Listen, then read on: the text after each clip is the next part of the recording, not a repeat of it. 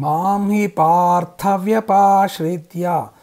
AP స్యుః పాపయోనయః స్త్రియో వైశ్యాస్తథా శూద్రాః తేపి యాంతి పరాం గతిం.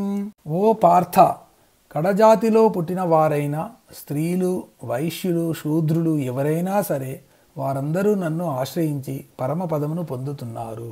పైన 2 శ్లోకాలలో పాపాత్ముల గురించి చెప్పాడు. ఈ శ్లోకంలో వారు వీరు అని లేకుండా అందరి గురించి చెప్పాడు. పాప జన్ములు నీచ కులంలో పుట్టినవారు అంటే సామాజికంగా వెనుకబడిన కులంలో పుట్టినవారు, స్త్రీలు, వైశ్య, శూద్రులు వీరందరూ కూడా పరమాత్మను ఆశ్రయిస్తే వారిని ఆయన తన హక్కున చేర్చుకుంటాడు అని స్పష్టమవుతూ ఉంది. ఆ రోజుల్లోనే కాదు, ఈ రోజుల్లో కూడా ఈ ఉన్నత కులము నీచ కులం అనే భేదభావం ఉంది. అగ్రవర్ణాల వారి నరనరాలలో జీర్ణించుకుపోయిన అంటరానితనము ఇంకా కొన్ని గ్రామాలలో ఉంది. స్త్రీలను కూడా వేదములు చదవరాదని, వినరాదని, ఓంకారము జపించరాదని ఆంక్షలు పెట్టారు.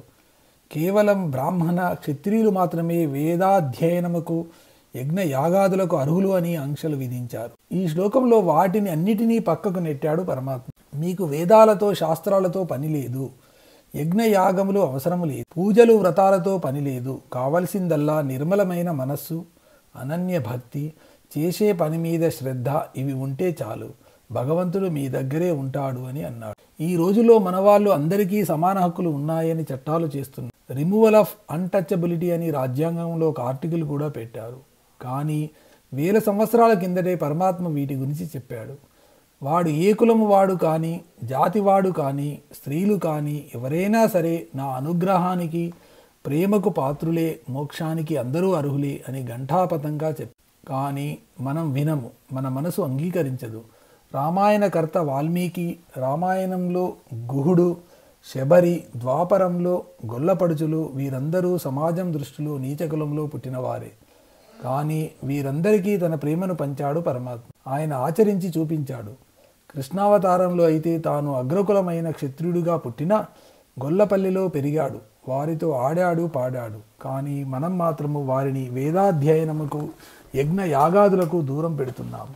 మానవులలో ఈ భేదభావం పోనంత వరకు పరమాత్మ మనకు దూరంగానే ఉంటాడు. ఆకరుణ పరాం గతిమని వాడాడు. అంటే వీరందరూ కూడా పరమగతికి అర్హులే, ఎవరూ తక్కువ కాదు. కాకపోతే అందరూ ప్రయత్నం చేయాలి, ఆ స్థాయికి ఎదగడానికి ప్రయత్నం. ఈ శ్లోకంలో చిన్న మెలిక ఉంది. 2 పదాలు వాడారు. పాపయోనయః అంటే పాపయోనులు, తక్కువ కులంలో జన్మించిన వారు అని. తర్వాత స్త్రీలు, వైశ్యులు, శూద్రులు అని అన్నారు. అంటే వీరంతా కూడా పాపయోనులు అంటే తక్కువ కులం వారు అని కాదు. తే అపి అంటే వారును, వీరును అని అర్థము. కాబట్టి పాపయోనులు అనే పదము స్త్రీలకు, వైశ్యులకు, శూద్రులకు పొరపాటున కూడా అన్వయించి అర్థం చేసుకోకూడదు. ఎందుకంటే అగ్రకులాల వారికి కానీ, తక్కువ కులం వారికి కానీ, వైశ్య శూద్రులకు కానీ జన్మను ఇచ్చేది స్త్రీలు మాత్రమే. వారు పాపయోనులు అయితే వారికి పుట్టిన అగ్రకులం వారందరూ కూడా పాపయోనులు కావాలి. కాబట్టి అలా అర్థం చేసుకోకూడదు. మానవులు తమలో ఉన్న అజ్ఞానం వలన, వారు చేసే కర్మల వలన అగ్రవర్ణములు, నిమ్నవర్ణములు అని విభజించారే కానీ అందరూ ఒకటే. ఈ లోకంలో పుట్టిన వారందరూ పరమాత్మ కృపకు అర్హులే. అందరూ వేదాధ్యయనమునకు, యజ్ఞ యాగములకు, శాస్త్ర పఠనమునకు అర్హులే. ఎవరినీ తక్కువ చేయడానికి వీలు లేదు అని స్పష్టంగా చెప్పాడు శ్రీకృష్ణుడు. ఈ పదాలను మరొక విధంగా కూడా అర్థం చేసుకోవచ్చు. స్త్రీలు అంటే శారీరకంగా స్త్రీలు అని కాదు, స్త్రీల తత్వము అని అర్థము. స్త్రీలు ఎక్కువగా ఎమోషనల్గా ఉంటారు, ప్రతి విషయానికి ఎక్కువగా స్పందిస్తుంటారు. ఎక్కువ సుఖం వచ్చినా, ఎక్కువ దుఃఖం వచ్చినా తట్టుకోలేరు, ఏడ్చేస్తారు. ఇటువంటి గుణములు కలవారు పురుషులైన స్త్రీల తత్వం కలవారే. ఇంకా చెప్పాలంటే కొంతమంది పురుషులు ఎక్కువగా స్త్రీల మధ్యనే ఉండటం, వారి మాటలలో పాలు పంచుకోవడం చేస్తుంటారు. కొంతమంది స్త్రీలు పురుషాహంకారాన్ని, పురుష లక్షణాలను ప్రదర్శిస్తుంటారు. ఇది వారి వారి మానసిక స్థితిని బట్టి ఉంటుంది.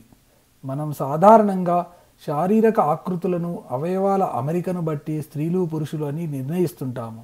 కాబట్టి స్త్రీలు అంటే మానసికంగా స్త్రీ లక్షణములు కలిగిన వారు అని కానీ, శారీరకంగా స్త్రీలు అని కాదు. ఇంకా వైశ్యులు, శూద్రులు అంటే పుట్టుకతో వైశ్యులు, శూద్రులు అని కాదు. వైశ్యుల గుణము రాజస తామసములు కలిసి ఉంటుంది. శూద్రుడు అంటే తామస రాజస గుణములు కలిగిన వారు. మానవులు ఎవరైనా ఈ గుణముల కలయికతో ఉన్నవారు అని అర్థము. అందుకే చాతుర్వర్ణ్యము మయా సృష్టం గుణకర్మ విభాగయోహో అని ఇదివరకే చదువుకున్నాము. గుణములను బట్టి వారు చేసే కర్మలను బట్టి మానవులు 4 వర్ణములుగా విభజింపబడ్డారు అని అర్థము. వీరు ఎవరైనా కావచ్చు, ఆయా గుణములు కలిగిన వారు కూడా నా కృపకు పాత్రులే అని కృష్ణుడు చెప్పాడు అని అర్థం చేసుకోవాలి. కాకపోతే వారికి ఉండాల్సిన అర్హత నన్ను వ్యపాశ్రిత్య ఆశ్రయించాలి, అంటే అనన్య భక్తి, నిష్కామ కర్మ, ఏకాగ్రమైన మనసు, ఏ పని చేసినా భగవంతుని పరంగా చేయడము, ఆ కర్మ ఫలములను పరమాత్మకు అర్పించడము, ఏ పని చేస్తున్నా చిత్తం పరమాత్మ యందు లగ్నం చేయడము. ఈ అర్హతలు ఉన్న ఎవరైనా సరే జాతి, కుల, స్త్రీ, పురుష, ధనిక భేదం లేకుండా పరాంగతిం పరమపదమునకు అర్హులే అని కుండబద్దలు కొట్టినట్టు చెప్పాడు కృష్ణుడు. కిం పునర్బ్రాహ్మణా పుణ్యా భక్తా రాజర్షయస్తథా అనిత్యమసుఖం లోకం ఇమం ప్రాప్య భజస్వ మాం. పై శ్లోకంలో బ్రాహ్మణ, క్షత్రియులు తప్ప తక్కిన వారి గురించి చెప్పాడు. ఈ శ్లోకంలో ఎల్లప్పుడూ ధర్మచింతన కలిగిన బ్రాహ్మణ, క్షత్రియుల గురించి చెబుతున్నాడు. ఓ అర్జున, పాపయోనులు, స్త్రీలు, వైశ్య శూద్రుల గురించి చెప్పిన తర్వాత అగ్నవర్ణములైన బ్రాహ్మణ, క్షత్రియుల గురించి, క్షత్రియులుగా జన్మించి ఋషులుగా మారిన వారి గురించి వేరే చెప్పనవసరం లేదు.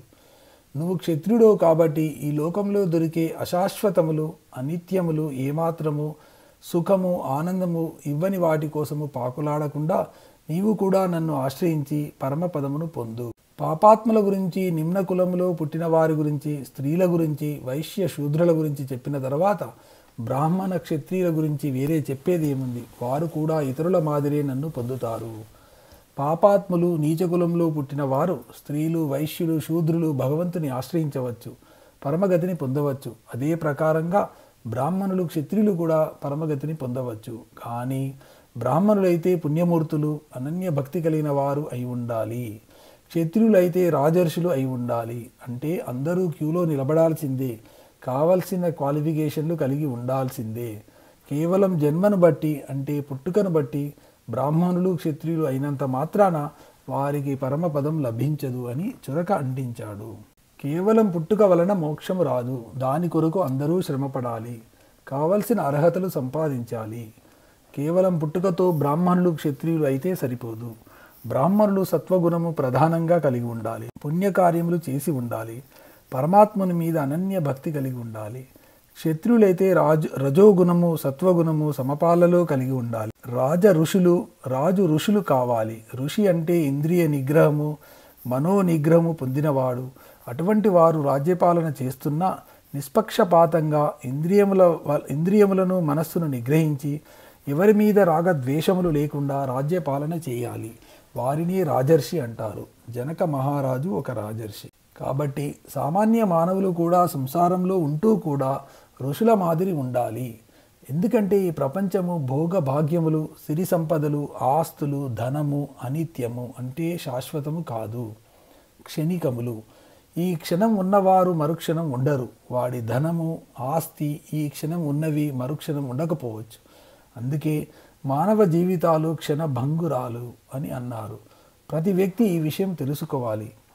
నేను, నా ఆస్తిపాస్తులు, నా పదవి శాశ్వతము, ఇలాగే ఉంటాయని గర్వంతో విర్రవీగకూడదు. పరమాత్మ ఇచ్చే సుఖం ముందు, శాంతి ముందు ఇవన్నీ అత్యల్పములు అని గ్రహించాలి అని చెప్పి అర్జునుడికి బోధ చేస్తున్నాడు.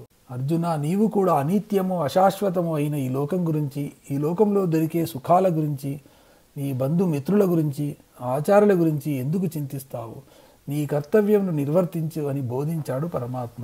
మన్మనా భవ మద్భక్తః మధ్యాజీ మాం నమస్కురు మామే వైష్యసి యుక్త్వైవం ఆత్మానం మత్పరాయణః.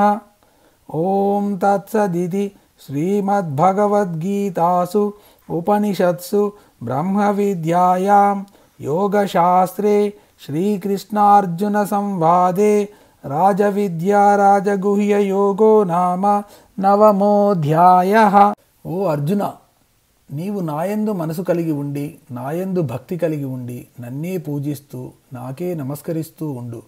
నీవు ఈ ప్రకారంగా నీ మనస్సును నాకు అర్పించి, నన్ను శరణు కోరితే నిశ్చయముగా నన్నే పొందుతావు. ఇప్పుడు అసలు విషయానికి వచ్చాడు పరమాత్మ. మనం ఏం చేయాలి అనే విషయాన్ని విపులంగా చెబుతున్నాడు.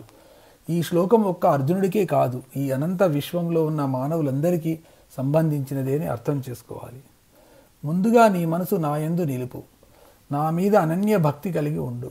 అది సకామ భక్తి కానీ నిష్కామ భక్తి కానీ ముందు ఏదో ఒక భక్తి కలిగి ఉండు. నన్నే పూజించు, నాకే నమస్కారం చెయ్యి. నీ మనస్సును నా యందు లగ్నం చెయ్యి. నీలో ఉన్న అహంకారాన్ని వదిలిపెట్టు. నన్నే పరమగతిగా భావించు. అప్పుడే నన్ను పొందగలవు. దీనికంతా కావలసింది ఏకాగ్రత, నిశ్చలమైన భక్తి, నిష్కామ కర్మ, నిరంతర సాధన, త్రికరణ శుద్ధిగా పరమాత్మను ధ్యానించడము. ఇవన్నీ ఎందుకు చెప్పాడంటే మనము ఈ దృశ్య ప్రపంచంలో ఉన్నాము. ఈ ప్రపంచంలోని వస్తువులు మనలను మోహంలో పడేస్తుంటాయి. వాటి మీదికి మన మనసును ఆకర్షిస్తుంటాయి. వాటి మీద కోరిక కలిగేటట్టు చేస్తుంటాయి. ఇదే మాయ. ఈ మాయలో పడని వారు ఉండరు. కాబట్టి మనసును దారి మళ్లించి పరమాత్మ వైపుకు తిప్పాలి. అది చాలా కష్టము. కేవలం సాధన, అభ్యాసము, అనన్య భక్తి వలనే సాధ్యమవుతుంది. ఇక్కడ మరొక విషయం గుర్తుపెట్టుకోవాలి. మనకు ఎదురుగా కనబడే వస్తువుల మీదకే మన మనస్సు లగ్నం అవుతుంది. అవి కావాలి అనే భావన కలుగుతుంది. యద్భావం తద్భవతి అని మనం దేని గురించి నిరంతరము భావిస్తుంటామో అదే కోరికగా మారిపోతుంది. అదేవిధంగా మనము మన మనస్సును ప్రాపంచిక వస్తువుల మీదికి, విషయ వాంఛల మీదికి కాకుండా ఎల్లప్పుడూ భగవంతుని మీదికి మళ్లించి పరమాత్మను ధ్యానిస్తుంటే ఆ భావన భగవంతుని మీద భక్తిగా మారిపోతుంది. కాబట్టి మనమందరము ప్రవృత్తి మార్గంలోకి కాకుండా నివృత్తి మార్గంలోకి మళ్ళాలి. అదే మనం చేయాల్సిన పని. ఈ పని మన దైనందిన కార్యక్రమాలు చేసుకుంటూ కూడా చేయవచ్చు. వంట చేసుకుంటూ కూడా పరమాత్మ మీద మనసు లగ్నం చేయవచ్చు. విష్ణు సహస్రనామాలు చెప్పుకుంటూ వంట చేసుకోవచ్చు. వ్యాపారం చేస్తున్నా, ఉద్యోగం చేస్తున్నా రామనామము మనసులో జపిస్తూ మన కార్యక్రమాలు నిర్వర్తించుకోవచ్చు. సంబోధనలు కూడా పరమాత్మ పరంగా చేయవచ్చు. శ్రీరామ్, సాయిరామ్ అని చాలామంది అనడం మనం వింటుంటాము. ఇవేమీ మతపరమైనవి కావు. కేవలం పరమాత్మను స్మరించుకోవడమే. దీనికి మనం చేయాల్సింది నిరంతర పరమాత్మ గురించి చింతన చేయడం, పరమాత్మ కథలు వినడం, వాటి గురించి ఒకరితో ఒకరు ముచ్చటించుకోవడము, అనవసరమైన విషయాలను మాట్లాడకుండా పోవడము. చేసే పని, ఆలోచన, మాట్లాడే మాట పరమాత్మ గురించి అయి ఉండాలి. దీనినే సత్సంగము అని అంటారు. కాబట్టి సాధకుడు తనకు తాను ఇలా ప్రశ్నించుకోవాలి. నా మనస్సు దేని మీదికి పోతూ ఉంది? దేని గురించి ఆలోచిస్తూ ఉంది? దృశ్య వస్తువుల మీద లేక పరమాత్మ మీద? నాకు దేని మీద భక్తి ఉంది? కనపడే దృశ్యం మీద లేక కనపడని లోపల ఉన్న పరమాత్మ మీద? నేను దేనిని ఆరాధిస్తున్నాను? అశాశ్వతమైన ధనము, ఆస్తిపాస్తులు, భార్యాబిడ్డలు, బంధువులనా లేక శాశ్వత సుఖాన్నిచ్చే పరమాత్మనా? నేను ఎవరికి నమస్కారం చేస్తున్నాను? గుడిలో కనబడే విగ్రహానికా లేక ఈ విగ్రహంలో అంతర్లీనంగా ఉన్న పరమాత్మక? నేను దేని యందు ఆసక్తిగా ఉన్నాను? బయట కనబడే దృశ్యాల మీదనా లేక అంతర్లీనంగా ఉన్న పరమాత్మ మీదనా? ఈ ప్రశ్నలకు సమాధానాలు ఎవరికి వారు చెప్పుకోవాలి. ఇవన్నీ పరమాత్మకు పాజిటివ్గా ఉంటే పర్లేదు, నెగటివ్గా ఉంటే సాధన, అభ్యాసము అవసరము. అప్పుడే మోక్ష మార్గంలో ప్రయాణం చేయడం సాధ్యమవుతుంది.